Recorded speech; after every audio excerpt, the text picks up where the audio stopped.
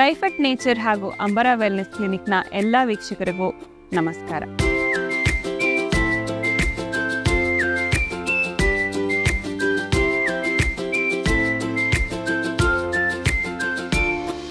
ನಿಮ್ಮ ಮನೆಯಲ್ಲಿ ಎಲ್ಲರಿಗೂ ಪರೀಕ್ಷೆ ಆಗಿರ್ಬೋದು, ಯಾವುದೇ ಥರ ಕೆಲಸಗಳಾಗಿರ್ಬೋದು, ಕಾನ್ಸಂಟ್ರೇಷನ್ ಸಿಗ್ತಾ ಇಲ್ವಾ? ಯಾವುದೇ ಥರದ್ದು ಮೆಡಿಟೇಷನ್ ಧ್ಯಾನ ಮಾಡಿದ್ರು ಕರೆಕ್ಟಾಗಿರೋ ಕಾನ್ಸಂಟ್ರೇಷನ್ ಸಿಗಲ್ಲ, ಓದಲ್ಲ ಅನ್ನೋದಾದರೆ ಈ ವಿಡಿಯೋ ನಿಮಗಾಗಿ.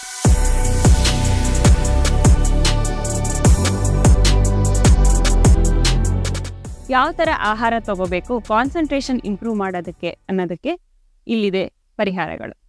1.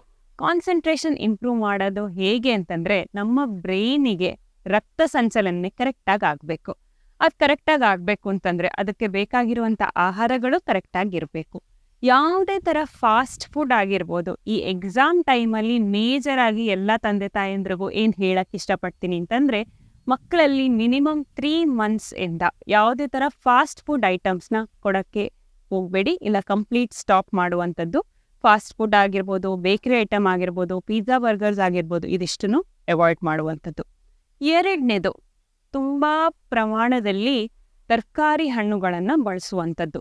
ಯಾವ ಥರ ತರಕಾರಿ ಅಂತಂದರೆ, ಸೀಸ್ನಲ್ ಆಗಿ ಯಾವ್ದು ಸಿಗ್ತಾ ಇರುತ್ತೆ, ಸೊಪ್ಪಿನ ಪದಾರ್ಥಗಳಾಗಿರ್ಬೋದು, ಕಾಳಿನ ಐಟಮ್ಸ್ ಆಗಿರ್ಬೋದು, ಮೊಳಕೆ ಕಟ್ಟಿರುವಂಥದ್ದಾಗಿರ್ಬೋದು.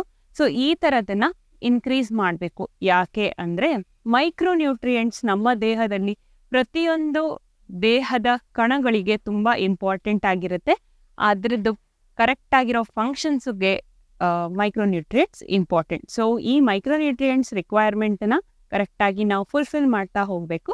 ಅದೇ ರೀತಿ ನಾರ್ಮಲ್ ಆಗಿ ನಾನು ಹೇಳ್ದಂಗೆ ಹಣ್ಣುಗಳನ್ನು ಉಪಯೋಗಿಸುವಂಥದ್ದು.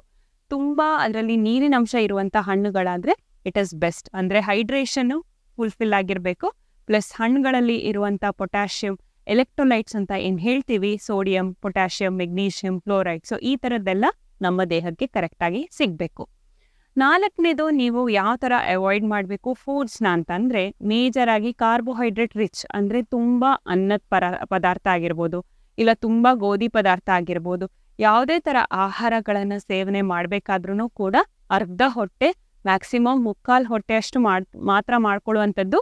ಹೊಟ್ಟೆ ತುಂಬ ತಿಂದು ಕೂತ್ರೆ ಕಾನ್ಸಂಟ್ರೇಷನ್ ಖಂಡಿತ ಬರಲ್ಲ. ಏನಕ್ಕೆ ಅಂತಂದರೆ, ನಮ್ಮ ದೇಹ ಒಂದ್ಸತಿ ನಾವು ಆಹಾರ ತಗೊಂಡ ನಂತರ ಡೈಜೆಷನ್ಗೆ ಬೇಕಾಗಿರುವಂಥ ಕಾನ್ಸಂಟ್ರೇಷನ್ ಏನಿದೆ ಅದು ಬ್ಲಡ್ ಸಂಚಲನೆ ಆಗಿರ್ಬೋದು, ಸರ್ಕ್ಯುಲೇಷನ್ ಆಗಿರ್ಬೋದು, ಎಲ್ಲ ಡೈಜೆಷನ್ ಕಡೆಗೆ ಹೋಗುವಂಥದ್ದು. ಸೊ ಆದಷ್ಟು ಲೈಟ್ ಫುಡ್ಸ್ನ ತಗೊಳ್ಳುವಂಥದ್ದು. ಹಾಗೆ ಇನ್ ಬಿಟ್ವೀನ್ ಸ್ನ್ಯಾಕ್ಗಳನ್ನು ಕೊಡ್ತಾ ಹೋಗ್ಬೋದು. ಈ ಸ್ನ್ಯಾಕ್ಸ್ ಅಂತಂದರೆ ನಾ ಹೇಳ್ದಂಗೆ ನಟ್ಸ್ ಆಗಿರ್ಬೋದು, ಇಲ್ಲ ಫ್ರೂಟ್ಸ್ ಆಗಿರ್ಬೋದು, ಇಲ್ಲ ಯಾವುದೇ ಥರದ್ದು ತರಕಾರಿಗಳಾಗಿರ್ಬೋದು, ಇಲ್ಲ ಮಜ್ಜಿಗೆ ಆಗಿರ್ಬೋದು. ಸೊ ಈ ಥರದ ಸ್ನ್ಯಾಕ್ಸ್ನ ಕೊಡ್ತಾ ಹೋಗುವಂಥದ್ದು. ಆದರೆ ತಿಂಡಿ, ಬೇಕರಿ ಐಟಮ್ ಪದಾರ್ಥಗಳನ್ನು ಅವಾಯ್ಡ್ ಮಾಡಬೇಕು. ಅದೇ ರೀತಿ ಫ್ಯಾಟ್ ನಮ್ಮ ದೇಹದಲ್ಲಿ ತುಂಬ ಕಡಿಮೆ ಆಗಿ ತಗೊಳ್ಳುವಂಥದ್ದು. ತುಂಬ ಕಡಿಮೆ ಅಂತಂದರೆ, ಇಡ್ಲಿ, ದೋಸೆ ಈ ಥರದ್ದು ಯಾವುದಾದ್ರೂ ತೊಗೊಳ್ತಾ ಇರಬೇಕಾದ್ರೆ ಅದ್ರ ಮೇಲೆ ಒಂದು ಸ್ವಲ್ಪ ತುಪ್ಪ ಹಾಕೊಳ್ಳೋದ್ರಲ್ಲಿ ಏನೂ ತೊಂದರೆ ಇಲ್ಲ. ಡೀಪ್ ಫ್ರೈಡ್ ಐಟಮ್ಸ್ ನಾನು ಹೇಳ್ತಾ ಇರೋದು. ಯಾವುದರಲ್ಲಿ ಟ್ರಾನ್ಸ್ ಫ್ಯಾಟ್ ಉತ್ಪತ್ತಿ ಆಗುತ್ತೋ, ಯಾವುದು ಸ್ಯಾಚುರೇಟೆಡ್ ಫ್ಯಾಟ್ ಸಿಕ್ಕಾಬಟ್ಟೆ ಜಾಸ್ತಿ ಇರುತ್ತೋ ಅಂಥ ಐಟಮ್ಗಳನ್ನು ಅವಾಯ್ಡ್ ಮಾಡುವಂಥದ್ದು ತುಂಬ ಮುಖ್ಯ. ಏನಕ್ಕೆ ಅಂತಂದರೆ, ನಾವು ಫ್ಯಾಟ್ ತಗೊಂಡ ತಕ್ಷಣ ನಮ್ಮ ದೇಹ at least 4 to 8 hours next digestion ಕಡೆಗೇ ಫೋಕಸ್ ಮಾಡುವಂಥದ್ದು. ಆ ಫ್ಯಾಟ್ ನಮ್ಮ ದೇಹದಲ್ಲಿ ಡೈಜೆಸ್ಟ್ ಆಗಲಿಕ್ಕೆ ಲಾಂಗೆಸ್ಟ್ ಪೀರಿಯಡ್ ಟೈಮ್ ತಗೊಳ್ಳುವಂಥದ್ದು. ಅದೇ ರೀತಿ ನಮ್ಮ ಕಾನ್ಸಂಟ್ರೇಷನ್ ಮಂದ ಆಗುವಂಥ ಚಾನ್ಸಸ್ ಕೂಡ ಇರುತ್ತೆ. ಯಾವ ಮಕ್ಕಳು ಅಂದರೆ ಅಡಾಲಸೆಂಟ್ ಆಗಿರ್ಬೋದು, ಇಲ್ಲ ಅಡಲ್ಟ್ಹುಡ್ಡೇ ಆಗಿರಬಹುದು, 18 ವಯಸ್ಸು ದಾಟಿರೋರಲ್ಲಿ ಉಪವಾಸ ಕರೆಕ್ಟಾಗಿ ಮಾಡಿ ನೆಕ್ಸ್ಟ್ ದಿನ ನಾರ್ಮಲ್ ಆಗಿ ನೀವು ಆಹಾರ ತಗೊಳ್ಳೋದಾಗಿರ್ಬೋದು, ಈ ಥರದ್ದು ಮಾಡಿದ್ರೂ ಕೂಡ ನಿಮ್ಮ ಕಾನ್ಸಂಟ್ರೇಷನ್ ಇಂಪ್ರೂವ್ ಆಗುತ್ತೆ. ಏನಕ್ಕೆ ಅಂತಂದರೆ, ನಮ್ಮ ದೇಹದಲ್ಲಿ ಆಕ್ಸಿಡೇಟಿವ್ ಸ್ಟ್ರೆಸ್ ಅಂತ ಏನು ಹೇಳ್ತೀವಿ ಅದು ಜಾಸ್ತಿ ಆಗಿದ್ರೂ ಕೂಡ ಕಾನ್ಸಂಟ್ರೇಷನ್ ತುಂಬ ಕಡಿಮೆ ಆಗುವಂಥದ್ದು. ಅಂದರೆ ದೇಹಕ್ಕೆ ಒಂದು ಥರ ಸ್ಟ್ರೆಸ್ ಇರುವಂಥದ್ರಿಂದ ಕಾನ್ಸಂಟ್ರೇಷನ್ ಬರಲ್ಲ. ಸೊ ಒಂದು ದಿನ ಕಂಪ್ಲೀಟ್ ಉಪವಾಸ ಇದ್ದು ಅದಾದ ನಂತರ ನಾರ್ಮಲ್ ಆಗಿ ಆಹಾರ ತಗೊಂಡು ಲೈಟ್ ಫುಡ್ಸ್ ಕಂಟಿನ್ಯೂ ಮಾಡ್ತಾ ಹೋದರೆ ಕಾನ್ಸಂಟ್ರೇಷನ್ ಇಂಪ್ರೂವ್ ಆಗುತ್ತೆ.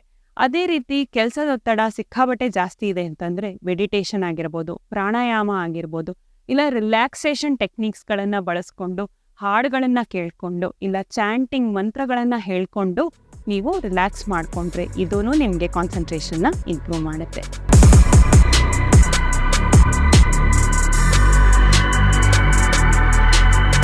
ಇದ್ರ ಜೊತೆಗೆ ಇನ್ನೂ ಏನಪ್ಪಾ ಅಂತಂದ್ರೆ ಗಟ್ ಇಸ್ ಆರ್ ಸೆಕೆಂಡ್ ಬ್ರೈನ್. ಅಂದ್ರೆ ನಮ್ಮ ಹೊಟ್ಟೆ ಇಲ್ಲ ಕರಳು, ಚಿಕ್ಕ ಕರಳು ಏನ್ ಹೇಳ್ತೀವಿ, ಅದು ಆಲ್ರೆಡಿ ಸೆಕೆಂಡ್ ಬ್ರೈನ್ ಅಂತ ನಾವು ಕನ್ಸಿಡರ್ ಮಾಡ್ತೀವಿ. ಯಾಕೆ ಅಂತಂದ್ರೆ ಅದರಲ್ಲಿ ಗುಡ್ ಬ್ಯಾಕ್ಟೀರಿಯಾ ಕಂಟೆಂಟ್ ತುಂಬಾ ಮುಖ್ಯ.